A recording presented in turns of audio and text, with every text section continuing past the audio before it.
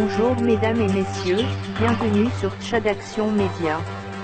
Le jeudi 12 avril 2018, un collectif de jeunes Tchadiens issus de quelques organisations ont signé dans le journal Le Monde, version électronique, un article sur le Tchad et les contradictions politiques du pays d'Idriss Déby Itno. Les experts du groupe Tchadaction Média nous livrent leurs analyses en 3 axes, dans les lignes suivantes: le visible de la tribune, le fond masqué de la tribune et la lutte pour la démocratie au Tchad.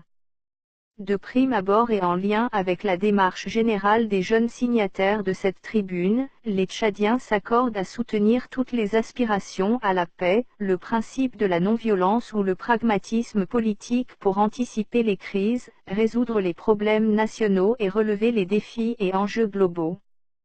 Sur le fond et la question de la lutte pour la démocratie au Tchad, cet article nous laisse malheureusement confus, avec beaucoup de questions sans réponse. Point 1. Le texte commence par « Nous, responsables de la jeunesse tchadienne ». Les signataires de cet article sont libres de s'autoproclamer responsables d'eux-mêmes puisqu'ils sont aussi des jeunes, mais de là à se déclarer responsables de la jeunesse tchadienne, c'est aller vite en besogne, en termes de dévoilement des ambitions. Même les chefs de l'opposition civile légitime, réunis ne peuvent se déclarer unilatéralement responsables de toute la jeunesse tchadienne, ni légitimement ni légalement. Seul le président Idriss Déby peut se le permettre, même là encore c'est uniquement sur le plan légal, mais pas en termes de légitimité. Alors, nous ne savons de quelle légitimité ou de quelle légalité quelques jeunes se targuent pour s'autoriser une telle sortie. Mais nous n'allons pas rater l'occasion de souligner que si la jeunesse tchadienne avait des gens ayant une once de responsabilité, elle n'en serait pas là en 2018 à perdre ses talents et voir sombrer son avenir, ou à se battre pour ses besoins primaires de 3 repas par jour. Nous n'évoquons même pas le droit de se soigner ou de se loger adéquatement. Non, il faut plutôt dire au monde et écrire dans le monde que la jeunesse tchadienne est abandonnée, par des petits messieurs et une élite déconnectée peinant à assumer leurs responsabilités à son égard. Alors, jeunes signataires de la tribune, au mieux, vous êtes des porte-paroles, des coordinateurs, des sympathisants ou des membres de vos propres organisations. Point 2. Le collectif déclare, ces jeunes, mobilisés sur des bases plus souvent tribales que politiques, sont une menace pour l'avenir. Question. 1. En quoi les jeunes défiant le monarque tchadien sont-ils une menace pour un avenir indéfini, illisible et qui n'est radieux que dans les esprits des courtisans du régime? Certes, des jeunes gens ont choisi des voies discutables, mais beaucoup sont des victimes de l'affairisme à main armée de quelques chefs de guerre ou de simples truands déjà revenus à la table du despote. De nombreux jeunes se sont retrouvés armes à la main à cause des méthodes tyranniques et de la calamiteuse gouvernance du régime tchadien. 2. Le sujet de la tribune est-il de blâmer uniquement la contestation et les contestataires, mais pas de dénoncer les causes des contestations? C'est déjà bien curieux qu'avant même d'avoir pu établir le contact avec des jeunes victimes de la gouvernance sans perspective du pouvoir de Djamena, de porter sur eux un jugement de valeur et de les présenter aux opinions nationales et internationales comme étant des menaces pour l'avenir.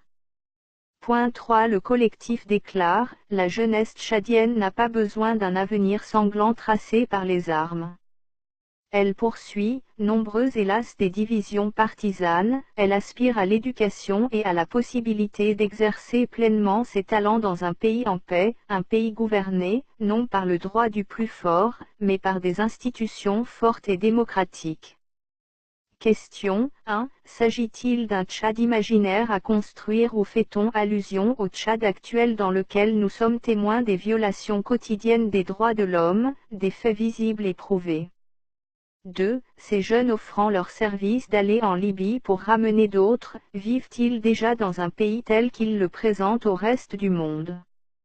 Dans le Tchad actuel, c'est-à-dire dans les conditions d'injustice et de violation quotidienne des droits de l'homme, avec les mêmes autorités qui ne veulent toujours pas changer ni de politique ni de pratiques répréhensibles, qui voudraient que les jeunes soient encore humiliés, battus à coups de bâton, forcés de se vautrer dans la boue et le sable, à marcher à quatre pattes comme des animaux, recevant des injures et des crachats comme ces élèves tchadiens dans la vidéo. 3. N'est-il pas étonnant que cette tribune ne dénonce pas les faits quotidiens d'injustice et de violation des droits au Tchad, même pas sur une seule ligne de texte ou même en un seul mot? La mémoire des Tchadiens, victimes du régime oppresseur que cette tribune n'a pas dénoncé, n'est pas courte. Les souffrances qui ont poussé les jeunes à se révolter ne sont pas des douleurs imaginaires. Donc, ce ne serait pas avec des légèretés de ce collectif, ou des marionnettistes tapis dans la pénombre de cette tribune que ces douleurs seront apaisées. Il faudra certainement et minimalement des démarches plus réfléchies, plus résolues, plus inclusives, plus humaines, sans blâmer d'avance, et enfin beaucoup de tolérance. Point 4. Le collectif déclare, nos frères qui souffrent aujourd'hui en Libye doivent revenir au pays pour y contribuer à le développer. Question 1. Est-ce que la politique menée actuellement au Tchad est-elle de nature à corroborer le discours ainsi servi pour inciter les jeunes partis en Libye à rentrer? L'urgence est de faire en sorte que les politiques des élites ne contournent pas les exigences démocratiques, mais répondent aux aspirations à la démocratie des Tchadiens. Point 5. Le collectif déclare, nous proposons de les rencontrer sans tarder, en Libye s'il le faut, afin d'entendre leurs doléances et de les inciter à accepter d'en passer par un processus politique. Question 1. Serait-on dans une démarche d'offre particulière de services ciblés pour rallier simplement les jeunes au régime de Djamena? 2. Si c'est une offre de service, qui la finance et qui est derrière tout ça? 3. Cette tribune est la voix de qui au juste?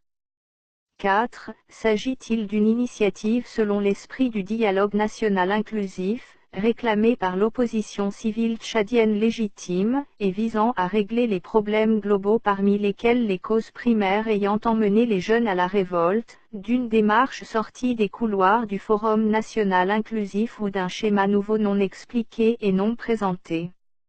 La tribune du collectif du jeune laisse les Tchadiens avec beaucoup de questions sans réponse.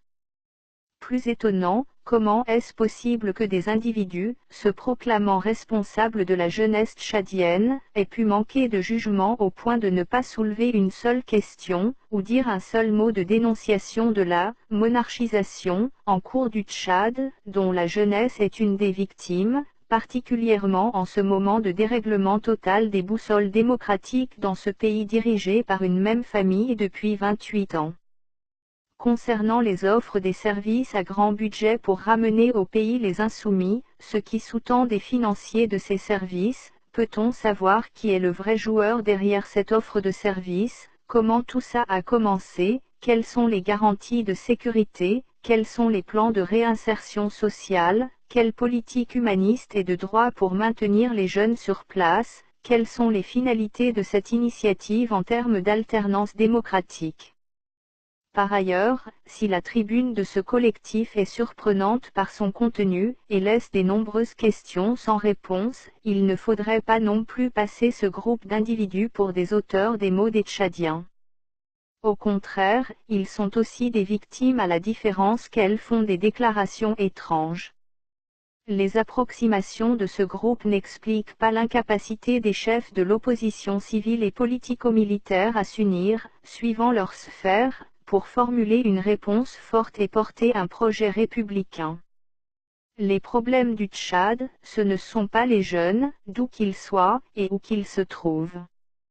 Plutôt, ce sont des têtes vieillies, des têtes bonnes à jeter, des têtes usées sous influence des résidus des temps primitifs, et des restes de l'histoire récente des luttes fratricides, des têtes qui continuent à diriger, décider, semer les confusions et à polluer les esprits par des visions répondant davantage à leurs calculs obscurs qu'aux aspirations des Tchadiens.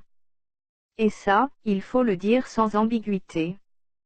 C'est en cela que le blâme facile des jeunes partis en Libye et le confinement de la vérité par cette tribune sur les pratiques politiques répréhensibles au Tchad sont des fautes de ce collectif. Et ces fautes ne passent pas. C'est la fin de cette édition spéciale, merci aux abonnés et à très bientôt pour une nouvelle vidéo. N'oubliez pas de vous abonner pour ne pas manquer d'autres vidéos du groupe Tchad Action Média.